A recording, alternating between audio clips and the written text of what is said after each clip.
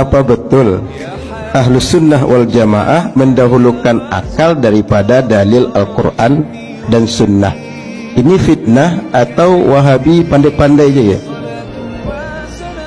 Ahlus Sunnah wal Jamaah itu tidak mendahulukan akal daripada nas Al-Quran dan hadis. Yang betul bagaimana Ahlus Sunnah wal Jamaah itu memahami Al-Quran dan hadis itu menggunakan akal. Wahabi tidak menggunakan akal. Mengapa begitu? Ini Wahabi. Wahabi ketika dialog, saya pernah dialog dengan Wahabi di Surabaya sama di Malaysia. Saya bilang, ayat yang muhkamat menurut Ahlus Sunnah wal Jamaah adalah ayat surat Al-Ikhlas. Qul huwallahu ahad, Allahus samad, lam yalid walam yulad walam yakul lahu kufuwan ahad. Dan ayat laisa kamitslihi syai'. Lalu kata Wahabi, ayat yang muhkamat istawa, Ar-Rahmanu 'alal 'arsy istawa. Saya tanya pada dia, mengapa istawa muhkamat? Kata dia, karena di dalam Al-Quran disebut 6 kali. Saya kejar dia, apa dasarnya kalau disebut 6 kali lalu muhkamat? Lalu dia terdiam.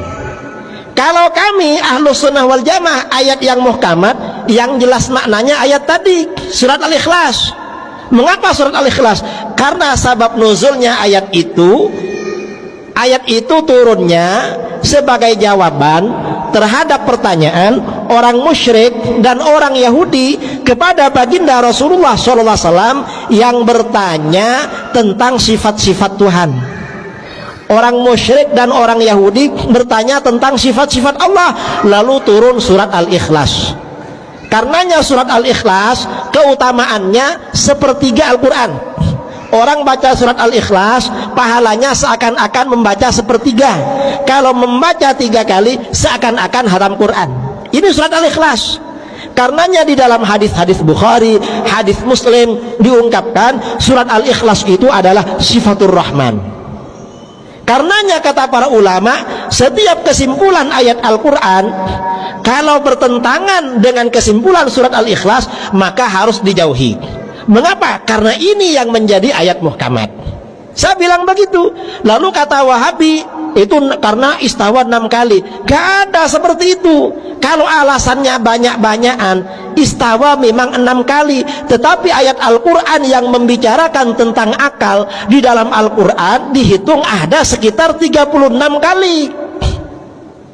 Perintah Al-Quran agar kita pakai akal justru 36 kali. Nah, kalau kita gak pakai akal berarti kita meninggalkan perintah 36 ayat Al-Quran.